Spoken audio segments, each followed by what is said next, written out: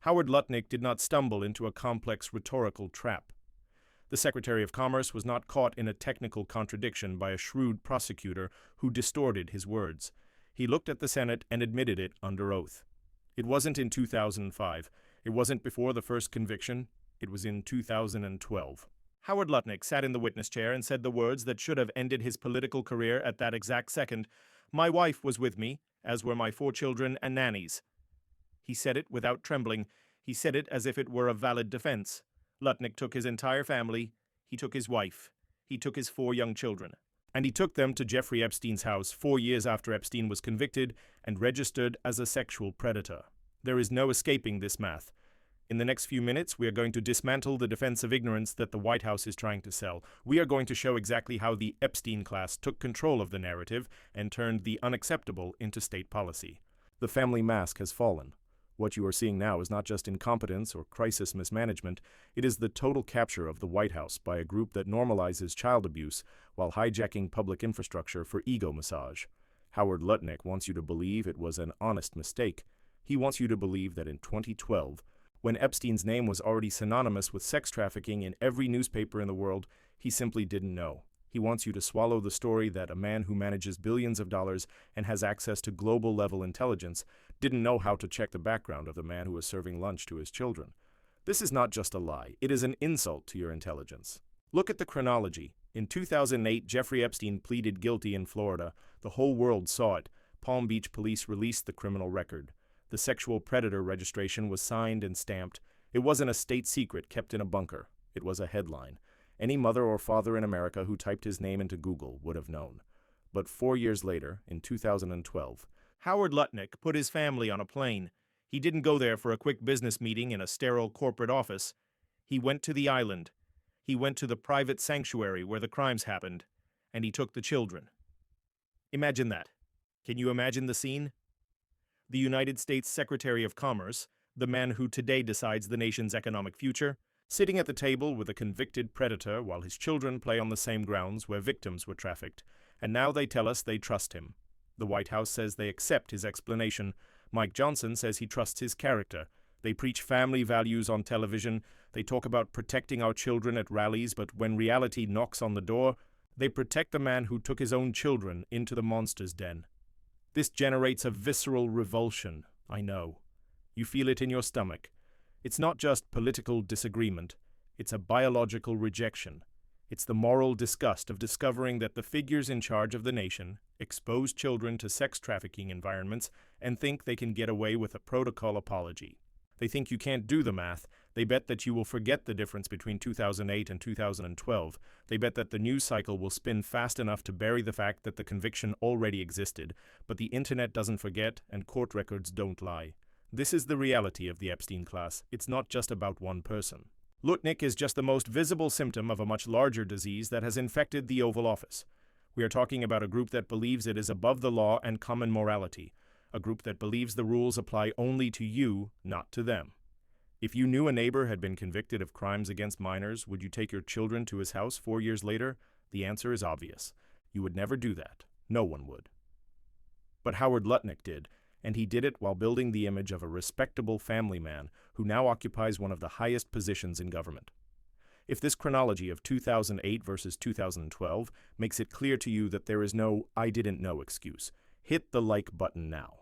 Let's show the algorithm and them that the audience knows how to do the math, and that we don't accept moral perjury as a job qualification. Lutnick's defense depends on your ignorance. He needs you not to know the dates. He needs you to believe that Epstein only became toxic in 2019, but the truth is that by 2012 his reputation was already destroyed. Lutnick knew. Either he knew and didn't care, or he is too incompetent to use Google. Which of the 2 options do you prefer for the Secretary of Commerce? Abysmal incompetence or moral complicity? There is no third option. And notice, this doesn't stop with Lutnick. What we are going to reveal in the next few minutes connects this behavior directly to the top. We are going to show how protecting Lutnick is not an accident, but part of a pattern of extortion involving the country's infrastructure and the president's ego. You will understand not only Lutnick's past, but Trump's present of blackmail. We are about to dive into the details that the traditional media is afraid to touch. They talk about Lutnick's admission as if it were a political mistake. We are going to treat it as what it really is. A confession that children's safety was secondary to access to power. Prepare yourself. What Howard Lutnick admitted under oath changed everything. It is no longer possible to pretend that the White House was just infiltrated by incompetence. It was captured, and his confession was the key that opened the door for us to understand the true horror of what is happening in Washington now. The Epstein class has occupied the White House. They are in there. They are making decisions about your interest rates, about your bridges, about your children's future, and they are doing it with the same arrogance of someone who thought there would be no problem having lunch on the island in 2012. We are going to dismantle every piece of this lie. Chronology is our weapon. Facts are our shield. And your indignation is the fuel we need to expose the truth. Howard Lutnick tried to rewrite history in the Senate. He tried to make it seem like he was a victim of circumstances, that he was misled by a master manipulator. But no one is misled by a 4-year-old public criminal record. No one is misled by a conviction that was in every state record. He chose to go. He chose to put his wife on the plane. He chose to put the nannies on the plane. He chose to put the 4 children on the plane. That choice defines who he is, and the defense of that choice defines who Donald Trump is. Because Trump knows. Trump knows exactly who Epstein was in 2012. Trump knows exactly what it meant to be seen with him. And even so, he keeps Lutnick in office. Why? What does Lutnick know that guarantees this ironclad protection? What exists in those files that makes the White House willing to burn all the political capital it has to save a Secretary of Commerce who admitted to taking children to a pedophile's island? That is the question we are going to answer. The answer will take you down a dark path of blackmail and power. A path that passes through New York's infrastructure, through the nation's airports, and ends in the vault where the Epstein Class secrets are kept. But it all starts with this admission. It all starts with the audacity to say, under oath before the American people, that taking his family to the island was just a social mistake. It wasn't social. It was systemic. Howard Lutnick is not an outlier. He is the pattern. He is the perfect example of the kind of person who ascends in this ecosystem. Someone without a moral compass, willing to ignore the obvious in exchange for proximity to money and power, no matter the source. The date is 2012. Engrave that number in your mind. Write it in the comments if you need to. 2012. 4 years after the conviction. Every time you hear a government defender say Lutnick didn't know, respond with that number. 2012. Every time the media tries to soften the story by saying he cut ties, remember the children on the plane. The truth is cold and hard. There is no room for interpretation here. Either you think it is acceptable to take children to the home of a convicted sex offender, or you don't. And if the current administration thinks it's acceptable, then they have lost any right to talk about protecting the American family. They have lost the moral right to govern. But they are still there, and they will continue to be there until the cost of keeping them is higher than the cost of letting them go, and that is why we are here, to increase the cost, to ensure that every sordid detail of this story is illuminated by sunlight. Howard Lutnick thought the oath would protect him. He thought that if he just admitted the facts in a dry way, the storm would pass. He underestimated the public's disgust. He underestimated you. He didn't understand that there are lines you don't cross. And taking children to Epstein's Island in 2012 isn't just crossing a line, it's burning the line and dancing on the ashes. The hook has been cast. The truth has been told. Now let's pull the line and see what else comes along with Howard Lutnick, because he is not alone in that boat. The network is vast, and we are going to pull every thread until the whole rotten structure comes down. Welcome to the exposure of the Epstein Class. What you are about to hear next about infrastructure blackmail will make Lutnick's trip look like just the beginning of the nightmare. Let's wind back the clock to where this story really begins. Don't start in 2025. Don't start with his appointment. Start at ground zero. The year is 2008. In that year, in Florida, Jeffrey Epstein was not a mysterious investor surrounded by rumors. He was a defendant. He was in handcuffs. He was in a courtroom being forced to plead guilty to soliciting prostitution from a minor. His picture, the mugshot, was in the newspapers. The sexual predator registration was created. The non-prosecution agreement, as corrupt as it was, established an undeniable legal fact. That man was a danger to children. This wasn't a whisper in a dark hallway. It was a public process. The whole world saw it. Wall Street bankers saw it. Washington politicians saw it. And Howard Lutnick, a man who lives on information, certainly saw it. Now, fast forward 4 years. The calendar turns to 2009. Then 2010, then 2011. During those years, Epstein's reputation rotted. The stories about the island, about the trafficking, about the girls, stopped being gossip and became the worst-kept secret of the global elite. No one who valued their own image went near him. Then we reached 2012. Howard Lutnick wasn't cutting ties. He was tightening seatbelts. Imagine that. You are one of the most powerful men in New York. You have a security team. You have press advisors. You have internet access. You know your host has been a registered sex criminal for 4 years. And what do? You pack the children's bags, you put your wife in the car, you get the nannies, and you go for a social lunch at this man's house. It wasn't an emergency meeting to recover assets. It was a lunch. Lutnick said under oath that he went to see the place. As if it were a tourist spot, as if a convicted pedophile's house were Disney World for billionaires. This is the chronology they don't want you to analyze, because when you put 2008 next to 2012, the excuse of ignorance disintegrates. There is no way to claim he didn't know. The only possible reading, the only interpretation that respects the intelligence of whoever is listening, is that he knew and didn't care. He didn't care about the risk, he didn't care about the optics, he didn't care about the moral safety of his own children, and now he says he cut ties. He sat there and said the relationship ended years earlier. But how do you cut ties and then take the family to lunch 4 years after the conviction? This is moral perjury.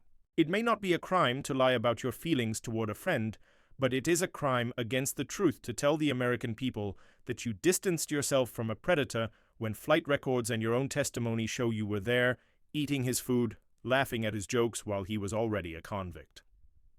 But the problem isn't just Lutnick.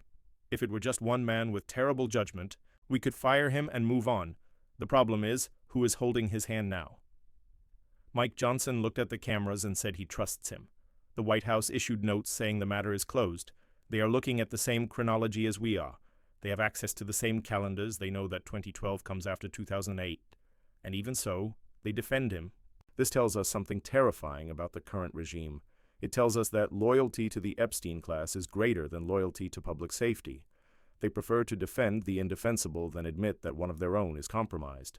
Corruption is not a bug in the system. It is the operating system. They are betting that you are too cynical to care.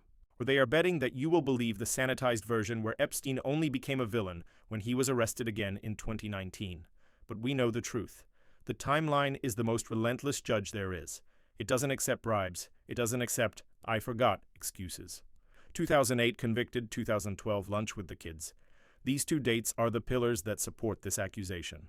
And between these two pillars, Howard Lutnick's credibility collapses. He says it was an error of judgment. An error of judgment is investing in the wrong stock.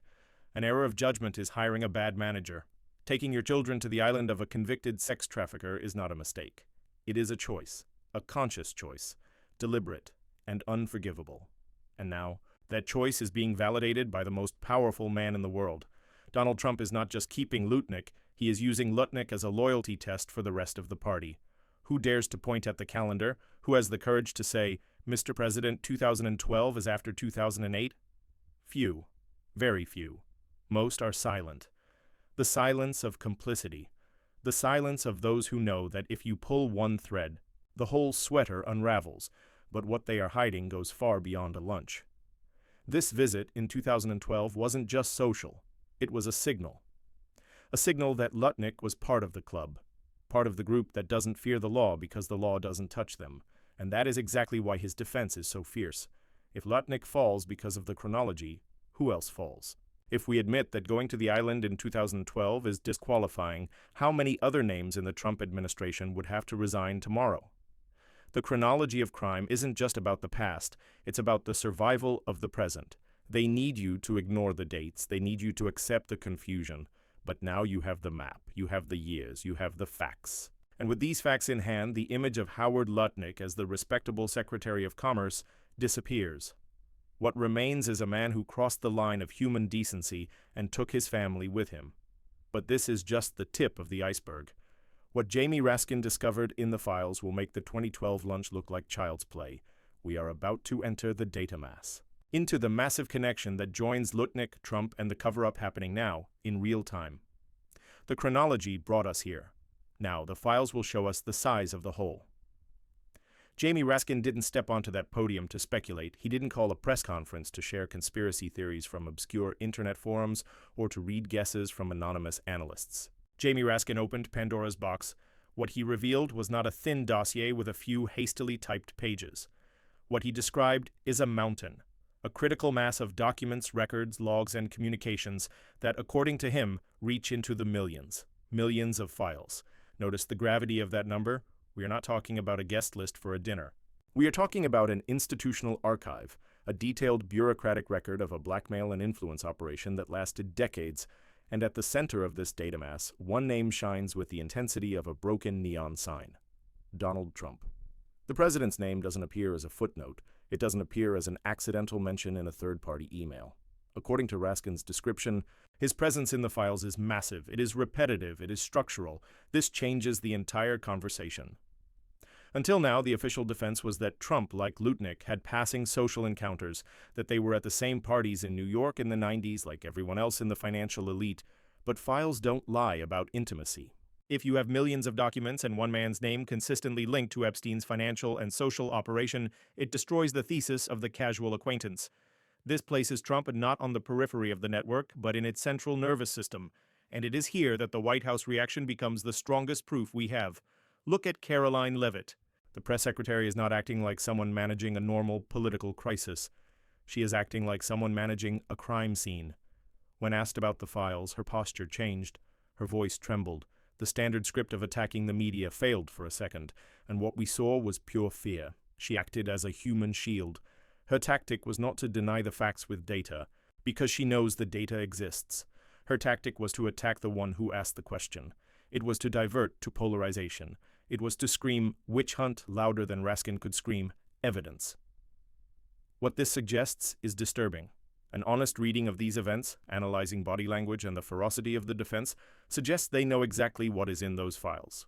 They aren't afraid of lies. They are afraid of the truth.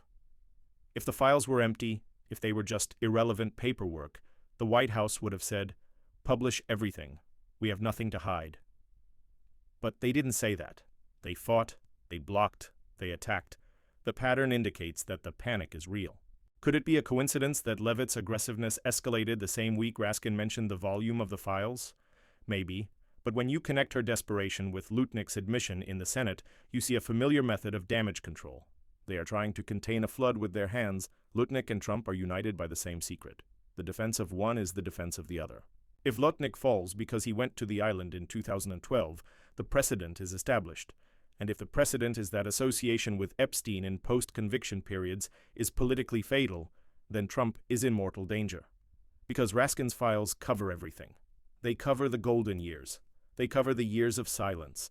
And they cover, crucially, the years when everyone said they had cut ties. The Epstein Class is not an organization with a membership card. It is a brotherhood of silence. They protect each other not out of loyalty, but out of necessity. It's the principle of mutually assured destruction.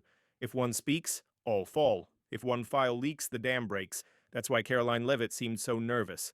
She knows her job isn't to protect an economic policy or a legislative agenda. Her job today is to keep the vault door closed while the building burns down. Do you think the White House is defending Lutnick and attacking Raskin because they genuinely believe in their innocence, or because they have a mortal fear of what he knows and what the files prove?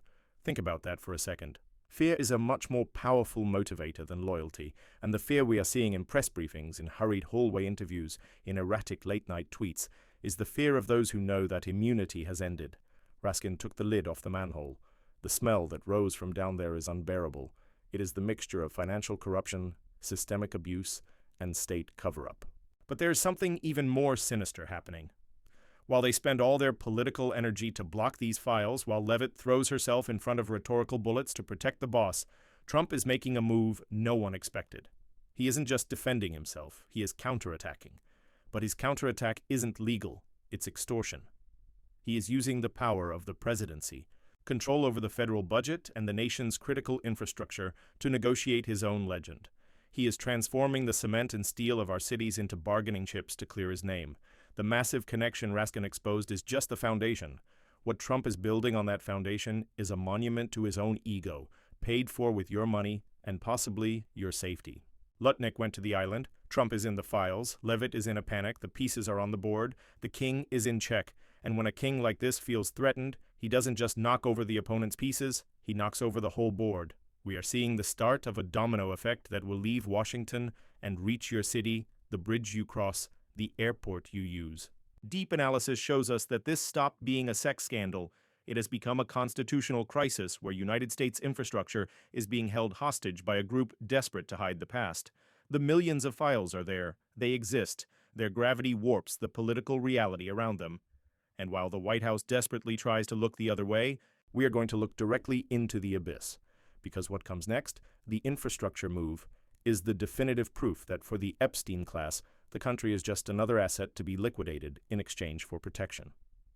While White House lawyers fight behind the scenes to keep the Epstein files locked in the basement, Donald Trump has found a new priority to occupy his time. It's not solving the border crisis, it's not lowering the inflation that eats away at your paycheck, it's putting his name in gold letters on top of the busiest train station in the Western Hemisphere. Penn Station. He wants it to become Trump Station. And he isn't asking please. He isn't submitting a proposal to the city council or opening a public consultation to see what passengers think. He is negotiating with the gun on the table. This is not a hallway rumor. Karoline Leavitt, the same spokesperson who broke a cold sweat trying to explain Raskin's files, confirmed this in so many words. She said, "The president floated this idea." Floated. They use that soft word to describe what, in practice, is federal extortion. Because floating an idea when you have the pen that signs infrastructure checks is not a suggestion. It is a threat. The immediate impact of this is already visible. Federal money for the vital renovation of New York has stopped. The funds that were supposed to ensure the station roof doesn't collapse on workers' heads are frozen. Why? Because the president's ego demands a tribute. It is a dirty exchange, naked and raw. New York needs billions to fix the subway. The country needs airports that don't look like relics from 30 years ago. Trump says, "I have the money, the Treasury has the funds, but if you want me to sign the check, Dulles Airport is going to have to change its name." Dulles, the main airport in the nation's capital. He wants it so that when foreign diplomats land in Washington, they are forced to say they arrived at Donald J. Trump International Airport. Imagine the pettiness of that. The country is falling apart. Trains are derailing in Ohio. Bridges are collapsing from lack of maintenance. Families are stuck in traffic on potholed roads. And the absolute priority of the White House, the big idea to save America, is to rebrand concrete. It's pathetic, but it's dangerous. What this suggests, based on precedents of how he operated his private businesses, is that public infrastructure has ceased to be a common good. It has become a personal leverage currency. He holds the financial ventilator until the governor kisses the ring. He hijacks the public works budget until the neon sign is approved. If this pattern continues, if we allow infrastructure to be decided by ego and not by engineering, the future of our cities will be bleak. We won't have bridges built where they are needed for the flow of the economy. We will have bridges built only where they can be seen from his penthouse window. It is the extortion of the ego on an industrial scale, and the cost of this vanity won't come out of his bank account. It will come out of your pocket. It will come out of the time you lose on transport. That doesn't work, because the money was diverted to polish the image of a man who already has too much exposure. While he fights over names on buildings, the nation's real foundation rots. But Penn Station and Dulles are just the beginning. This need to put his name on everything, this obsession with marking territory like a cornered animal, is overflowing into international relations. And it is here that the joke loses its humor and becomes a geopolitical crisis. Because he isn't just threatening New York. He is threatening to close one of the most important trade borders in the world over a glorified real estate dispute. We are leaving the sphere of the ridiculous to enter the sphere of diplomatic chaos. Get ready. What he is doing with the Gordie Howe Bridge will make the Penn Station blackmail look like child's play. If you thought the Penn Station blackmail was just an annoying whim of a vain leader, get ready. What is happening at the northern border is not vanity, it is economic sabotage. We are talking about the Gordie Howe Bridge. This isn't just any bridge. It is the vital artery of trade between the United States and Canada. Billions of dollars in goods, auto parts, and food cross that river. Canada paid for the work. The state of Michigan agreed to the terms. The structure is there, ready to connect the two largest economies on the continent. But Donald Trump looked at the concrete and saw an opportunity for extortion. His threat is clear and was made in public. Either Canada hands over 50% of the bridge's ownership to the United States, which is to say, to his control, or the bridge remains closed. He is willing to keep a critical trade route closed, strangling Detroit's economy and hurting American manufacturers, just to win a real estate arm wrestling match. This is the elephant in the china shop. He doesn't care if the shop breaks as long as he leaves with the trophy. The economic impact here is devastating. We are not talking about swapping signs at an airport. We are talking about supply chains that are already fragile. We are talking about prices rising on your grocery store shelf because the president decided he wants half a bridge that the neighboring country built. This transforms American diplomacy into a mafia protection racket. Nice bridge you have there. It would be a shame if no one could use it. And the world is watching. Global leaders are not seeing a brilliant strategist renegotiating trade deals. They are seeing a failed and vengeful real estate developer who is willing to burn the house down to collect the insurance. But this chaos is not isolated. It has a partner. Look at J.D. Vance, while Trump holds the bridge hostage. Vance is rewriting history in real time. The vice president was caught deleting old tweets where he recognized the Armenian genocide. Why delete? Because historical truth is now a bargaining chip. If Turkey offers something they want, the genocide disappears from the timeline. American foreign policy has ceased to be based on values or long-term strategic interests. It has become editable, irascible. Vance showed that the government's memory lasts only until the next deal. This creates a scenario of absolute instability. If you are an ally of the United States today, how do you trust Washington's word? You know that at any moment, if the president's ego is bruised or if he wants a name on a building, the treaty will be torn up and the tweet will be deleted. The global image of the superpower is melting. We are no longer the beacon of democracy or the reliable partner. We are the unpredictable neighbor who screams over the fence and threatens to cut off the water if he isn't invited to the barbecue. And that brings us to a question you need to answer honestly for yourself. On a scale of 0 to 10, how safe do you feel knowing that the foreign policy of the nation holding the world's largest nuclear arsenal is based on blackmail over names on buildings and bridge ownership disputes? Think of the number. If it's anything less than 10, you should be concerned, because the pattern is clear. It started with the defense of Lutnick and the denial of 2012. It escalated to the dullest blackmail. And now it has hit international trade with the Gordie Howe Bridge. But where does it end? If they are willing to sacrifice the truth about Epstein, New York's infrastructure, and the relationship with Canada, what else is for sale? What else are they willing to burn to protect the Epstein Class? The answer connects everything we've talked about so far. The bridge, the airport, the island. It's all part of the same invisible network that has captured the government, and in the next block we are going to join all these dots. We are going to show how Lutnick's impunity and Trump's arrogance are not separate events, but the definitive proof that they don't govern for you. They govern for themselves. The final connection is coming, and it will solidify your conviction that this cannot continue. Let's stop looking at these events as isolated incidents. Lutnick taking his family to the island in 2012 is not a random mistake. Trump appearing massively in Raskin's files is not a bureaucratic coincidence. The extortion to put names on airports and the threat to close international bridges are not the whims of an eccentric leader. When you put it all in the same frame, the image that forms is sharp. It is the image of an entire class that has separated itself from the reality of the rest of us. We call this the Epstein Class. It's not just about who was on the flight list. It's about who believes they have the divine right to be above the law. It's about a group of people who have accumulated so much wealth and power that common morality has become optional for them.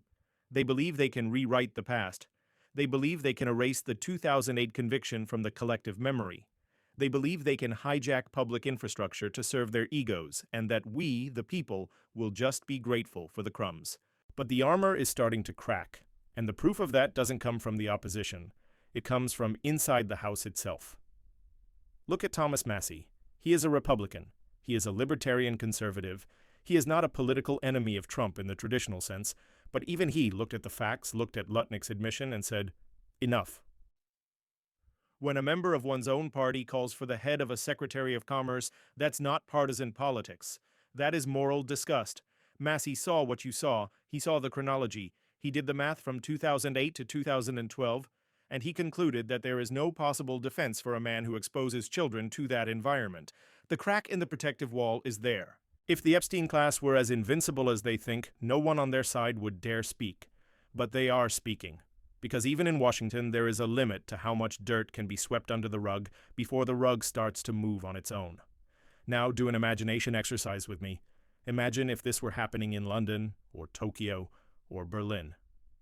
If a state minister in those capitals admitted, under oath, that he took his wife and children to the home of a convicted pedophile 4 years after sentencing, he wouldn't last until the end of the day. The resignation would be on the table before lunch, the police would be at the door before dinner. But here, in the United States, in the land of the free, he receives official protection from the White House. He gets a crisis team paid for with your taxes to explain why the unacceptable is acceptable. This is the ultimate proof that the system is broken. We are not living under the same rule book. For you, the law is rigid. If you make a mistake, you pay. If you associate with criminals, you lose your job, your reputation, your freedom. For them, association with criminals is just a social detail. This is the naked truth that unites the island, the files, and the bridge. They are protecting Lutnick not because they like him, but because they need to keep the precedent of impunity intact. If Lutnick falls, the rule that they are untouchable falls with him. And if that rule falls, who's next? You know the answer, and they know it too. The Epstein class is fighting for its own survival. Every aggressive press conference, every infrastructure threat, every lie about chronologies is a desperate attempt to maintain the fiction that they are still in control. But we are seeing through the smokescreen. The conviction is formed. It's no longer a question of if, it's a question of when. They may have the money, they may have the positions, they may have the airports, but they no longer have the benefit of the doubt. The invisible network has been exposed. The wires are glowing under the light of public investigation. And now that we've seen how it all connects, we cannot unsee it. Lutnick, Trump, the island, the blackmail, it's all the same story.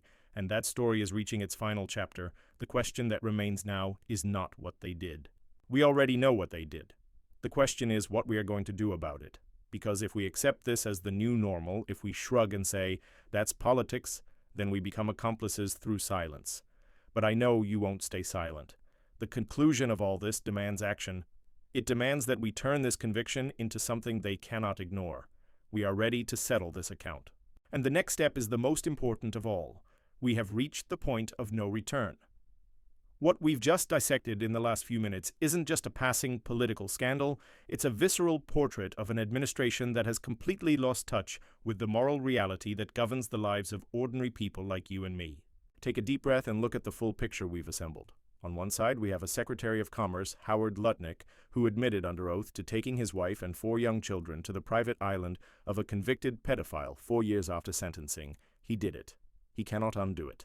And the White House says this is acceptable. On the other side, we have a president, Donald Trump, whose name appears massively in millions of files that are being hidden and who is now using the nation's critical infrastructure as a hostage. He is willing to stop the funding for Penn Station and threaten to close the Gordie Howe Bridge, suffocating the economy just to see his name shine on an airport or secure half of a property. This is the definition of the absurd. But the worst part isn't what they did. The worst part is what they expect us to do. They expect us to accept this as the new normal. They bet on our exhaustion. They bet that we will shrug and say, that's how Washington works. They want us to believe that taking children to the homes of sex criminals is just politics, and that extorting allies for names on buildings is just negotiation. But we are not cynics. We are citizens, and there comes a time when the line must be drawn in the sand. That time is now. The choice before us is clear and brutal. Either we accept that the Epstein class has taken over the White House, and we normalize the abuse of power, or we demand answers. Not empty answers from nervous spokespeople, but real consequences. I want to know where you stand on this line. This is the time to register your position in history. Go to the comments now. I want to see an avalanche of opinions.